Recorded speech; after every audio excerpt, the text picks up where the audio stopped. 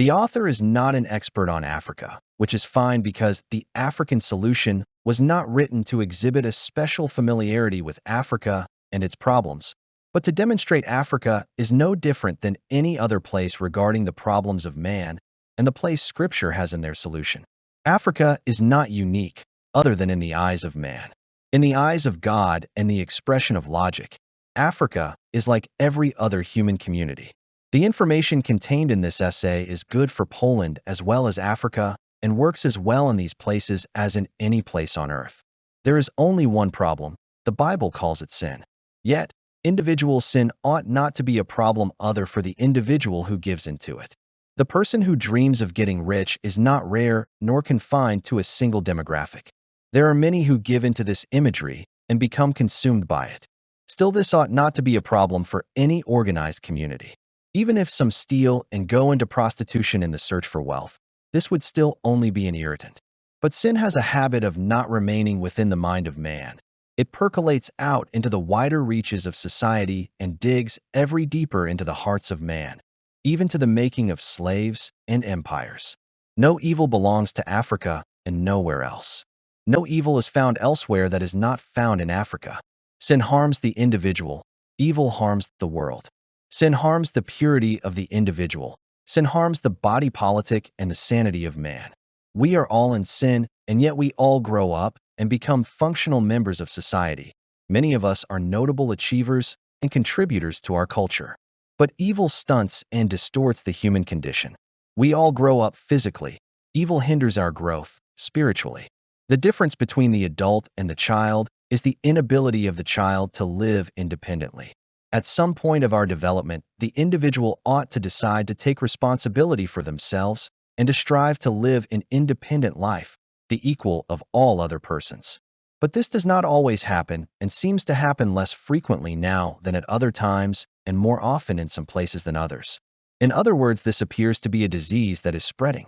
We refer to it as apriosis. It is a disease of the spirit, or what many call evil. The problem with the way evil has been conceived is that most people assume evil is an act that opposes the will of God, which it is. But opposing the will of God is actually unimportant so far as the grand scheme of things, because if this defined the extent of evil, it would not be important to man.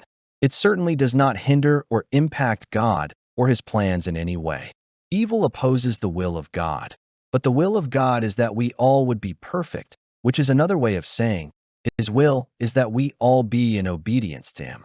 This, at least for Christians, is not restricted to following the 10 Commandments.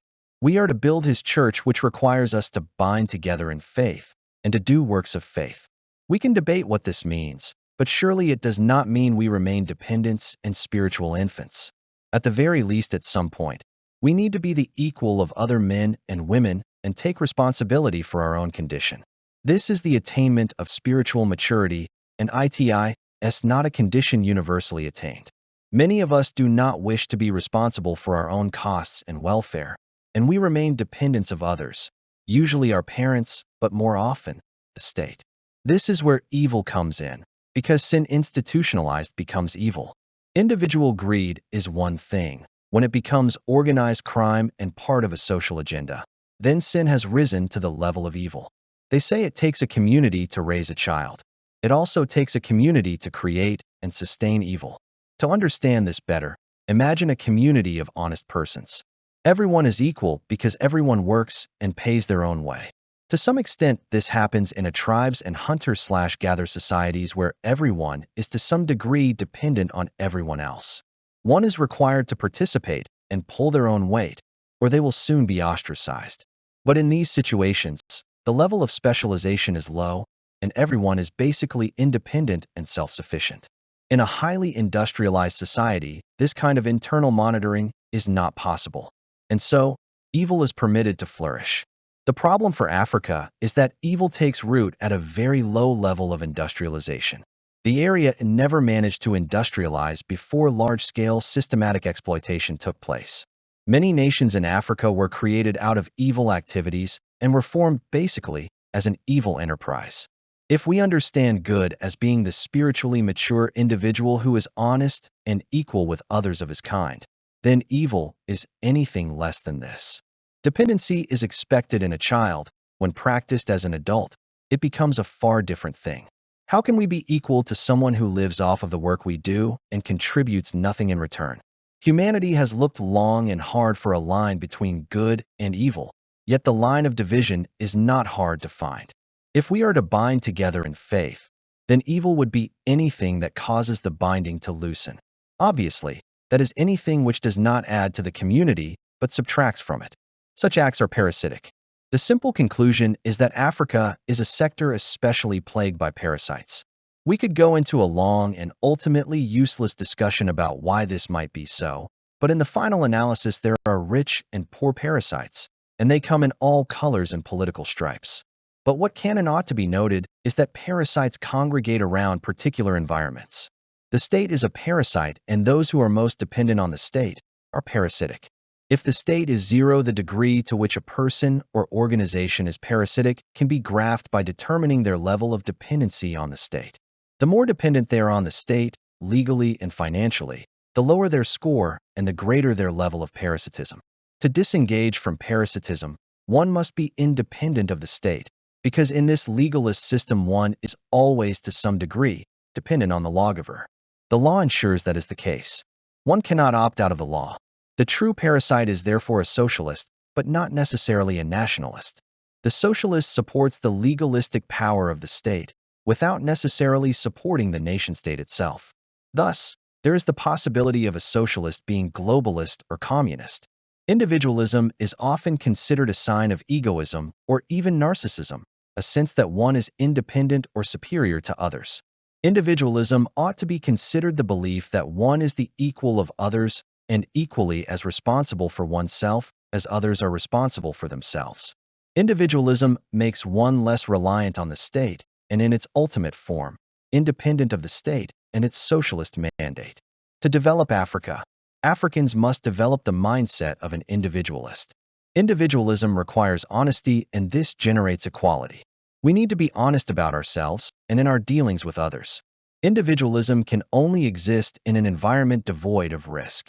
A sense of risk will produce socialist tendencies as people sacrifice individuality for security in various forms of association. The ultimate expression of this is, of course, war. Africa, because of its high levels of perceived risk, is riven by internecine warfare. It is not strong enough to wage war internationally, so weak are its nations through the perpetuation of local struggles. Much is made of the tribal loyalties that run through the borders of the individual nations. This is a problem only because of the issues mentioned above. When there is no trust, tribal loyalties exacerbate the problems. Africa needs by 3 individualistic persons to begin a small group program that will remove socialism from Africa. With the loss of socialism goes the nation-state as it is conceived of, that is, the lawmaking apparatus of a parasitic government bureaucracy. As this is eroded and eliminated, all of the ancillary parasitic components will likewise dissipate. 3 or more individuals have individual identities and are able to adopt 3 distinct roles. This gives us the basis for specialization, and it is specialization that serves as the basis of all economic development. The members or participants of the program create a small group which serves as a charity or charitable organization devoted to adding value to the world. Our mission is to end parasitism and promote individualism, so that no one is dependent on anyone nor responsible for another adult. This leaves us free to cultivate our individuality and maximize our contribution to the group. This process of individuating and contributing to the welfare of the charitable organization binds us together and accentuates our individuality, something that cannot happen as part of a socialist enterprise.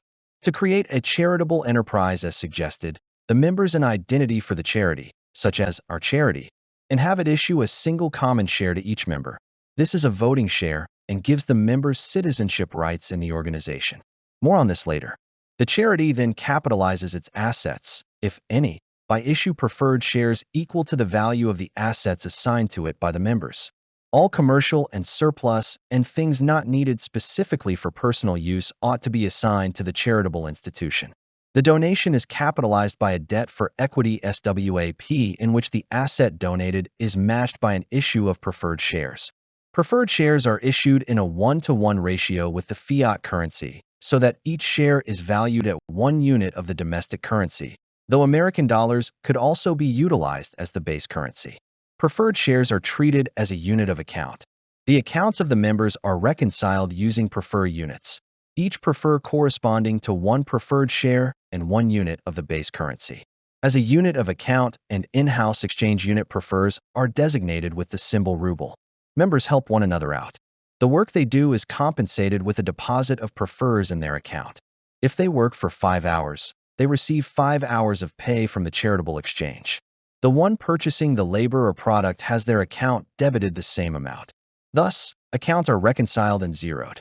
There is always work to be done, and the one doing the work is always paid by the exchange. Everyone in the exchange is eligible to purchase what help he or she needs and is hired to reconcile his or her account as needed. Every member is paid at the same rate, and the price of goods and services are determined according to the labor theory of value, there being no parasites to confuse the value of things.